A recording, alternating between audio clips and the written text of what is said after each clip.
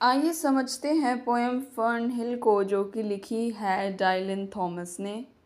आइए समझते हैं कि ये जो पोएम है ये किस बारे में है।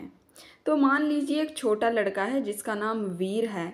वीर अपने बचपन में अपनी दादी के घर, जो कि एक हरी भरी पहाड़ी पर बना हुआ है, बहुत बहुत जाया करता था। उस जगह का नाम फर्न हिल था।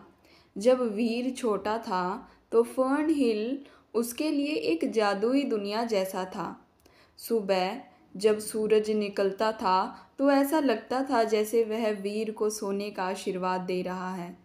खेत हरे भरे थे और ऐसा लगता था जैसे वे गा रहे हों। वीर घंटों तक उन खेतों में दौड़ता खेलता और हर चीज़ उसकी बात मानती थी।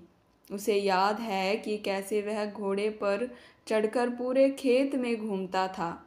हालांकि असल में वहाँ कोई घोड़ा नहीं था, उसकी कल्पना ही उसका घोड़ा थी। रात में जब तारे निकलते थे तो ऐसा लगता था जैसे चांद उसे अपनी गोद में सुला रहा हो। समय उसके लिए बहुत धीरे धीरे बीतता था और हर दिन एक नए रोमांच से भरा होता था। वीर को लगता था कि वह उस दुनिया का राजकुमार है। सूरज, चांद, तारे, खेत, जानवर सब उसके इशारे पर चलते थे। उसे किसी बात की चिंता नहीं होती थी। हर पल खुशी और आज़ादी से भरा हुआ था। लेकिन जैसे जैसे वीर बड़ा होता गया, वह जादुई दुनिया धीरे धीरे धुंधली पड़ने लगी। अब जब वह फर्न हिल जाता है तो वह खेत उतने हरे नहीं लगते और न ही सूरज में पहले जैसी चमक दिखाई देती है। उसे एहसास होता है कि बचपन की वह आज़ादी और बेफिक्री कब कहीं खो गई है। कविता फर्न हिल भी एक कुछ ऐसी ही है। यह एक बड़े व्यक्ति के बचपन की यादों के बारे में है, जब प्रकृति उसके लिए एक अद्भुत और जादुई दुनिया थी। कवि याद करते हैं कि कैसे सूरज, चांद, तारे और खेत उनके साथ खेलते थे और कैसे समय उसके लिए रुक सा गया था। लेकिन कविता में एक उदासी भी है।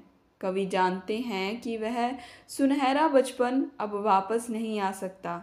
समय बीत चुका है और उस जादुई दुनिया को अपने साथ ले गया है। तो फर्न हिल एक ऐसी जगह और समय की याद दिलाती है जब सब कुछ आसान और खुशनुमा लगता था। यह हमें बताता है कि बचपन कितना अनमोल होता है और कैसे समय उसे धीरे धीरे हमसे दूर ले जाता है। यह कविता उस खोई हुई मासूमियत और खुशी के लिए एक मीठा दर्द भरी याद है।